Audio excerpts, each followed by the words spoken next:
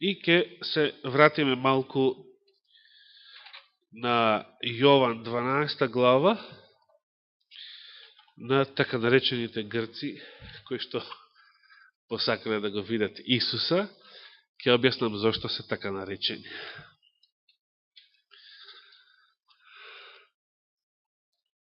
Да, Јован 12 глава.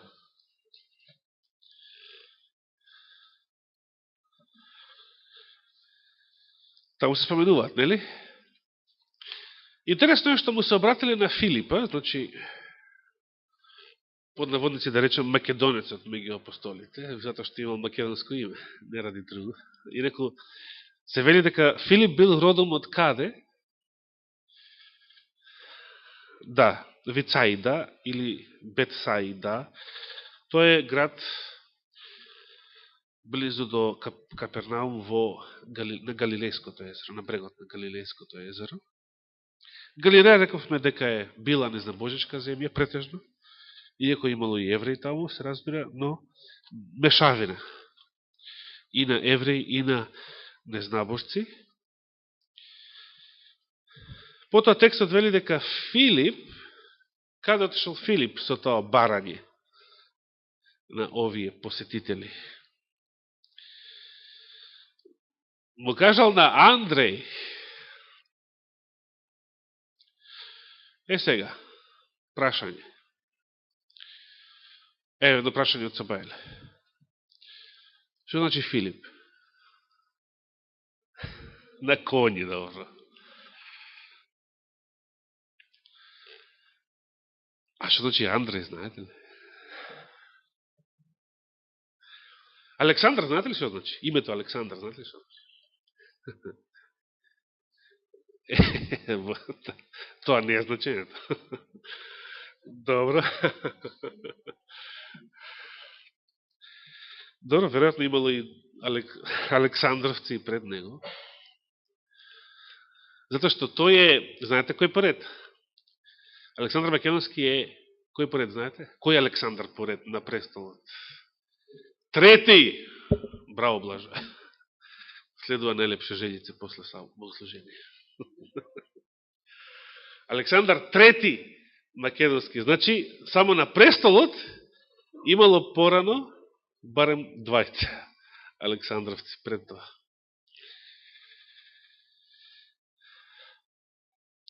Да се вратиме кај Андреј. Александар е кованица кој што го содржи значењето на името Андреј. Значи, Александар, тоа Андар и Андреј се од ист корен. Не ви текнува што значи Андреј? Одnosno што би можело да значи? Чекај сега, ти не смеш да одговориш. Не, вака сега. Што значи гинеколог?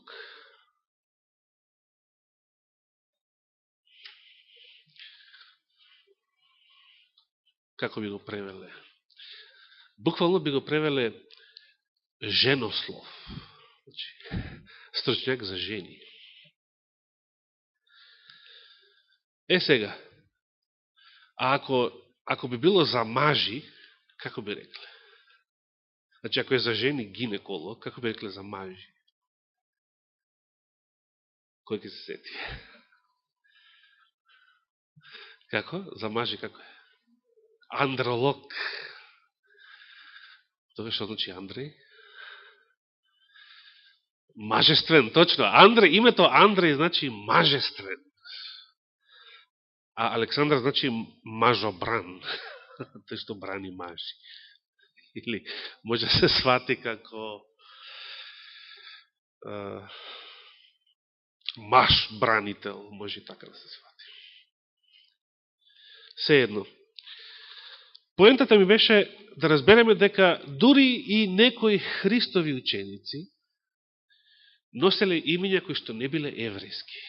Значи, да видиме колку во самата Палестина, претежно во Галилеја, имало мешање на различни култури и сето тоа мешање на истокот и западот настанале после Александар Македонски, после неговите освојувања. Интересно е што овие така наречени грци, ќе објаснам подоцна зашто така наречени, доаѓаат кај некој Филип и Андреј, кои што, иако се и тие евреи, но според имењата како да не се евреи. Како да се некои што на овие грци им се поблиски некако. Сега, прво прашање, дали биле грци посетителите? Прво треба да разбереме што Библијата подразбира кога вели грк или елин. Што евреите подразбирале под грк или елин? Не зна божество. Значи, многу широк поим. За евреинот не е битно дали си грк или македонец. Ако си незнабожец, ти си исто ѓубре. Исто ѓубре. Евреите сите незнабожци ги ставале во ист кош и ги нарекувале грци. Зошто така? Дали зашто грци ги сметале за своји најголеми ривали? Секам пред така 15 години, може би, или 14, која беше војната 2001. Примав едно списание, благодарение на оние двајца, ако се сеќавате, имаше едни двајца баптисти, пастори, еден постар, еден помлад, кои што не посетија и имаа проповед од ова место, се сеќавате. И преку нив се поборав и ја да ми испраќаат едно списание од Израел, Israel Today се викаше списанието. Беше многу интересно списание. И таму се зборуваше многу за Библија, библиски пророштва, за актуелни настани во Израел, Палестина. Така беше мешавина на политика, на историја, на археологија и на Библија, пророштва, Стар Завет, Нов Завет, сето тоа заедно. И меѓу другото во списанието имаше спортска вест како кошаркарскиот клуб Макаби тепал еден грчки клуб, заборев кој, во кошарка. И ама веста беше вака, и како што ги тепавме века и пред 2000 години, сега за време на Макавејското востание, сега пак ги тепавме. Да, евреите и грците многу се мразат. И грците ги мразат евреите. Мислам дека во цела Европа грците се најантисемитски расположени. Иако, можеби не е така. Добро. Се секајам еднаш бевме со покоен Михајло од Кавадарци. Не знам, Данило, дали ти беше со нас, само што мислам дека ти не беше тогаш, ти само не испрати нас. Или ти беше со нас, не се секајам. Па ние бевме докај во Мефони, докај Леонидис, како се каже. Па после на враќање во Солун и тука нешто купувавме, пазаревте нешто и прашањето го прашавте дали може во марки да платите. И гркот вели, абе све што сакаш може, вика, и ги спомена еврејските, вика, може, вика, во шекли може да платите, вика. И јас тогаш му кажав на него како дедо ти така растал меѓу евреите или имал голема врска со евреите лево десно. И гркот коментар ќе правиме сапун од него. Се сеќавам на тој коментар. Ова ривалство постоело, значи и тогаш и во Христово време, или меѓусебна омраза. Евреите ги мразеле незнабожците, незнабожците ги мразеле евреите. Имало големи колежи, од кои непознатиот бил колежот во Александрија против евреите. Често пати евреите и незнабожците доаѓале во конфликти во еден ист град со големи жртви. Значи, буквални вооружени насилни конфликти. Омразата била јасна. Незнабожците ги мразеле евреите затоа што евреите имале поинаков морал од нив, поинаква вера, поинакви вредности. Евреите ги мразеле незабожците, бидејќи незабожците биле пагани, биле неморални, расипани, и сето тоа ни е многу јасно и разберливо. Од каде потекнува антисемитизмот? Потекнува од оваа паганштина. Значи, од желбата на некои да си живеат и понатаму во гревот, во развратот, во неморалот, а кај евреите од нивниот конзерватизам. Желбата да се биде самоправеден, да се осуди, не знам Божецот, да се осуди грешникот. А Новиот Завет има решение и за значи, Евангелието има решение, благодатта има решение и за едните, и за другите. Сега, отворите во Марко 7 глава и да видиме што кажуваат различни преводи за еден интересен стих. Јас мислев оваа тема да биде во 2 дела за следната сабота, но ако брат Илија ни послужи следната сабота, тогаш ќе остане за понатаму вториот дел. Значи, Марко 7 глава. Отворивте? Кој стих сакам да го прочитам? Може да погодите. Да ме прашам ја како Навуходоносор. Да ми го потолкувате сонот, што не ви го кажувам. Каков беше?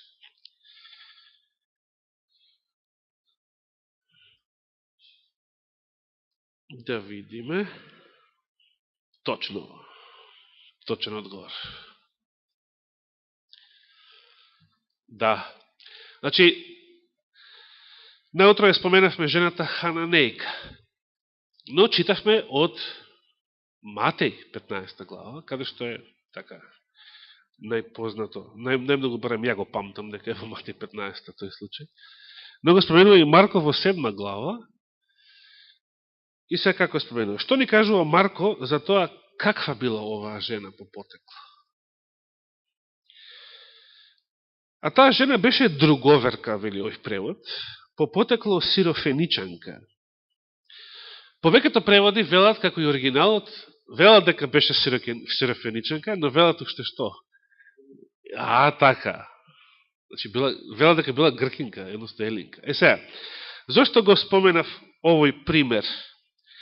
За да видите дека евреите нарекувале грци некои што немаат врска со грците, само затоа што биле незнабожци. Значи, ако е сирофеничанец некој, не може да биде грк.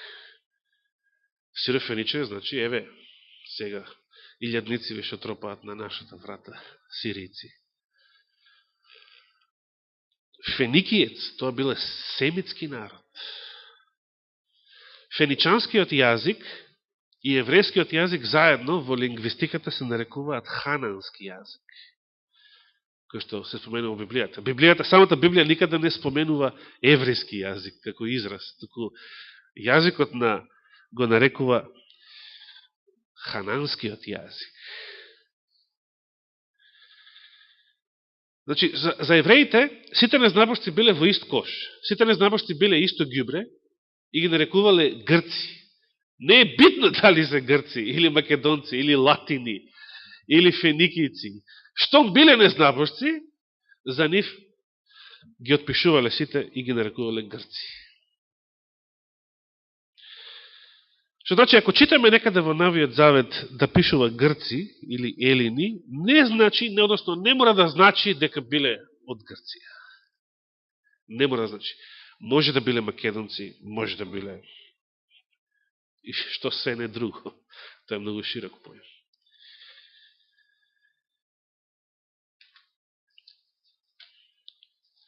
Сега, оно што е побитното е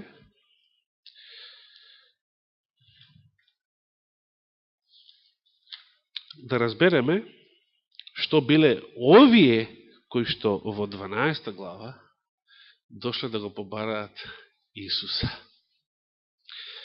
Јован 12 глава, се враќаме кај нив. Што можеме да забележиме прво? Ке видите зашто ја започнав целата оваа тема. Значи, темата не е да докажеме сега националности нечии, особено на некои, кои што Библијата воопшто, или евреите во тоа време, ниту библиските писатели, да им било гајле од која националност се луѓето. Но, ќе одиме поред и ќе видиме каде ќе завршиме со темата. Значи се враќаме кај оние кои што се наречени елини, во Јован 12 глава, 20 стих, вели, меѓу дојдените за празникот на поклонение имаше и некои елини. Што ни кажува оваа информација? Уште пред да му пристапат на Филипа. Значи, некои што се наречени елини овде, дошле на празникот. На кој празник дошле? Дошле за празникот Пасха. За која Пасха дошле? За последната Пасха. Значи, ова се случило после воскресението на Лазар, а кое што било само 6 дена пред Пасха, така наречената Лазарева сабота, што се слави во православието, како празник.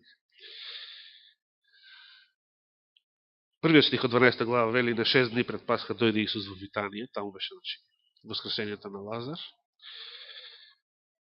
И овие посетители доаѓаат, наречени тука грци, кои што пред се дошле за празникот на поклонение. Значи, некој, за да дојде на празникот во Ерусалим, за поклонение, значи дека требало да биде обрезан, требало да биде евреин по вера.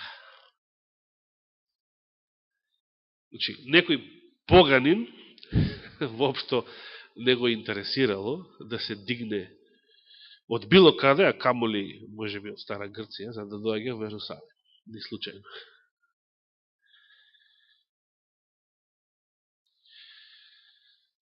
А дали биле по потекло стварно грци, елини?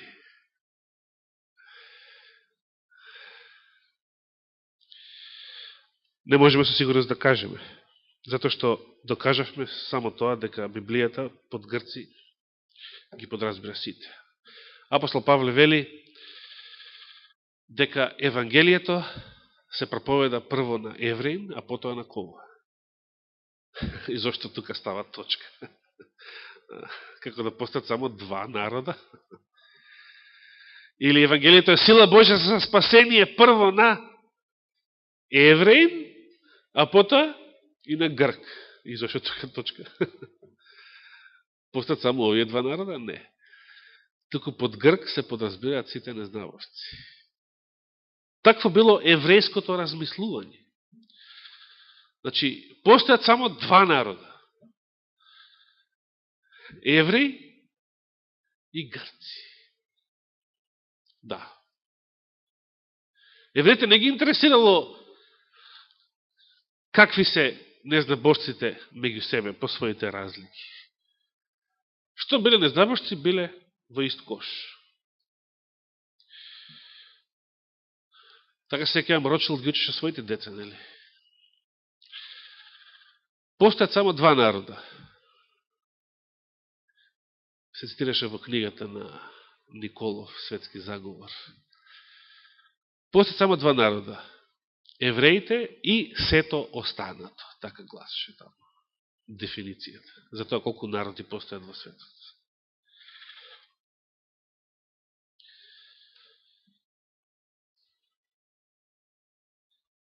Господине, сакаме да го видиме Исус. Дојде Филип и му кажа на Андреј, а Андреј и Филип му кажа на Исус. И сега, што се случува? Зошто Библијата не ни кажува што се случило понатаму? Само вели дека тогаш во тој момент Исус им одговори велејки: дојде часот да се прослави Синот човечки. И вистина ви велам, ако зрното пченично што паднало на земја не умре, останува само, ако умре, ќе донесе голем плод.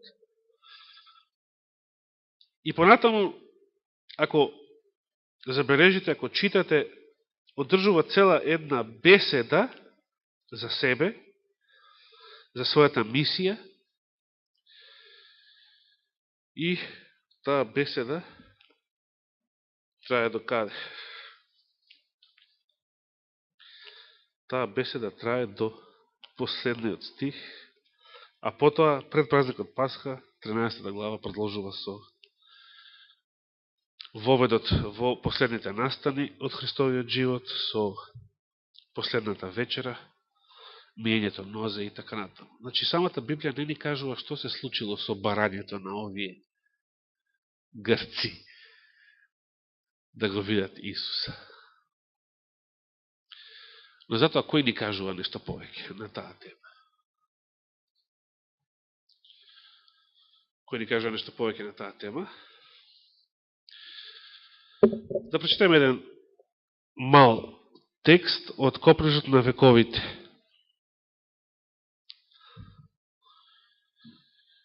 Прво се цитира 12 глава, значи 20 и 21 стих. Меѓу они што беа дошли на празникот на поклонение имаше и некои грци. Тие му пристапија на Филипа, кој беше од Вицаида во Галилеја, и го помолија велејќи: Господине, ние би сакале да го видиме Исуса. Филип дојде и му го кажа тоа на Андреј, а Андреј и Филип му кажа на Исуса. И тука Библијата става точка, нели? Потоа Исус вели дојде часот и ја одржува целата таа беседа до крајот на 12 глава. Не ни се кажува што се случило со барањето на овие посетители, на овие поклонници. А што кажува Елена Вајд? Во тоа време изгледало дека Христовото дело доживеало страшен пораз. Тој бил победник во судерот со свештениците и фарисеите, но било очигледно дека тие никогаш нема да го прифатат како Месија. Дошло до конечно одвојување. На неговите ученици им изгледало дека состојбата е безнадежна. Замислите, ова е опис на тоа како се чувствувале Христовите ученици во тој момент, кога по Лазаревото воскресение било јасно дека водачите на Израел завзеле дефинитивен став, конечна одлука против Исуса, против неговото дело. Значи, имал момент кога водачите на Израел донеле конечна одлука и после тоа таа одлука веќе била неотповиклива и нивната судбина била запечатена. Елена Вајд вели дека сите адвентисти во светот ќе ја донесат таа конечна одлука и вратата на милоста за нив ќе заврши, не за светот, но за нив со неделниот закон. Кога ќе се донесе неделниот закон, сите адвентисти тогаш ќе донесат конечна одлука, односно како ќе одлучиме што да правиме тогаш, тоа ќе биде нашата вечна одлука. Од тогаш па натаму тоа нема да се промени. Евреите без да знаат донеле, не целиот народ, се разбира, после 50 гледаме илјадници се спасувале, се крштавале, но водачите, овие водачи си ја запечатија судбината, кога по Лазаревото воскресение, најголемото чудо што Господ го направил на земјата, кога и тогаш похулија на Светиот Дух и рекоа дека не само Христа, туку да го убиеме и Лазар, доказот на Христовото божество, тогаш похулија на Светиот Дух, тогаш донесоа конечна одлука и за нив вратата на милоста веќе беше затворена. Страшно нешто. Продолжавам со незиниот цитат. Значи, дошло до конечно одвојување. Самите Христови ученици и апостолите биле свесни за ова. Свесни. И затоа нив, ваквата ситуација каде што водачите на Израел донеле конечна одлука против Христа, им изгледала поразителна, безнадежна, песимистичка, страшна. Меѓутоа Христос се приближувал кон завршување на своето дело. Предстоел голем настан од огромно значење не само за еврејскиот народ, туку и за целиот свет. Кога Христос ја слушнал желбата, ние би сакале да го видиме Исуса, желбата која што го изразувала копнежот на човештвото за спасител. Особено на паганите. Неговото лице блеснало и тој рекол: дојде часот да се прослави Синот човечки. Во таа желба на грците видел предзнак на резултатите од својата голема жртва. Елен Вајт не ни кажува за жал ни таа нешто повеќе, само вели тие луѓе дошле од запад. Ова запад може да биде и Грција, и Македонија, но може да биде и Рим, може да биде и Шпанија. Сите тие незнаборци зборувале еден светски јазик, така наречениот општ диалект, јазикот што Александар Македонски го расширил на исток. Тоа не било диалектот на Платон или Сократ или атинските филозофи. Тие зборувале на друг диалект, наречен атички диалект. А општиот диалект бил нешто што Александар го ширил на исток, значи нешто што имало повеќе врска со древните македонци, и Библијата е напишена на тој диалект. Бил по-прост, по-народен јазик, значи за селјаци. Не било за учени луѓе. Ако Библијата била напишена на јазикот на кој што пишувал Платон, не би била разбирлива за широките народни маси. Односно, тие би требало прво да го учат тој јазик, за да го разберат. Апостолите пишувале на народен јазик, на општиот диалект. Нешто што повеќе луѓе ќе можат одеднаш да го разберат, за да пораката на Евангелието допре до сите нив. Јас не го завршив на цитатот на Елена Вајт, меѓутоа, да не прекинем тука со темата, би сакал да кажем и нешто друго. Да отвориме за момент во истото Евангелие Јован, но ќе се вратиме назад во 7 глава.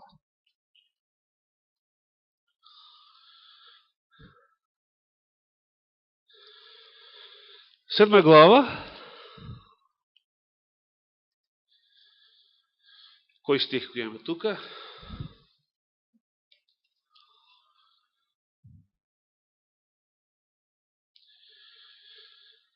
Тоа е од 33 стих.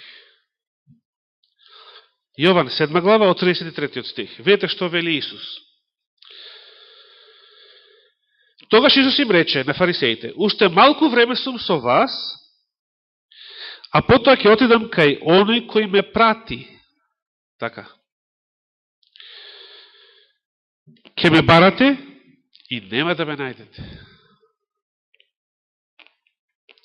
И каде што ќе бидам јас, вие не ќе можете да дојдете.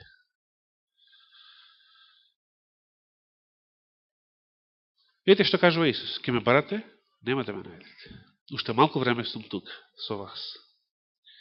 И тамо каде што сум јас, ни вие, ни наса нема да можете да дојдете.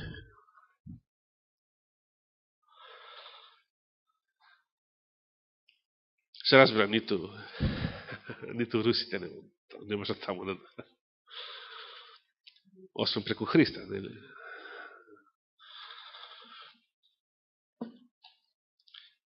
Но како реагирале фарисеите на овие Христови зборови? А јудејците си рекоа меѓу себе: каде ќе оди овојта да не можеме да го најдеме? Видете се коментар. Да не сака да оди при раселените меѓу елините, па и елините да ги поучува. Ова е многу културно кажано овде. Коментарот сака да каже, евреите ово кажале во презир. Што зборува овој ќе оди некаде кај што не можеме да го најдеме, да не мислят да ќе оди кај грците. Па и нив да ги получува. И нив да им продава памет. Значи, уđум некаде.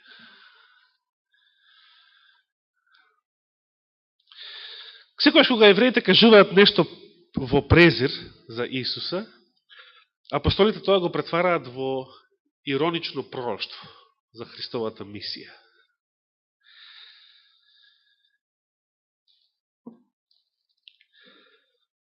Понатаму тие го поставили прашањето, што значи овие зборови, ќе ме барате и не ќе ме најдете, каде што ќе бидам јас, вие не ќе можете да дојдете.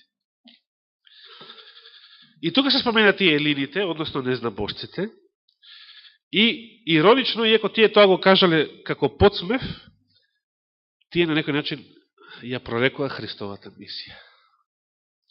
Затоа што одфрлајки го Евангелието, евреите го отвориле патот, тоа Евангелие да отиде кај незнабожците. И јас се уште се чудам како е можно еден евреин, апостол Павле, што значи омразен за грците,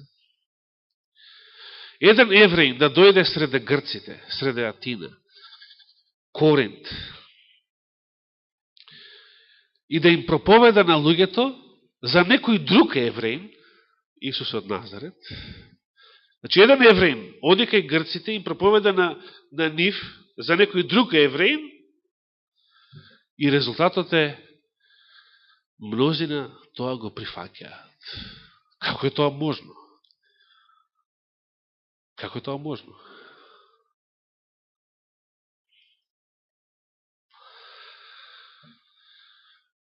Може ли ви да отидете во некој албанско село, или во Косово, или во така наречената идиотска држава во Среден Исток? Знаете на која мислам? Или во Иран, и да им проповедате спасение не во името на некој араб или на некој иранец, туку да им проповедате спасение на некој во името на некој западњак и тие тоа да го прифатат. Тоа е за мене големо чудо. Само Светиот Дух можел да го направи тоа чудо.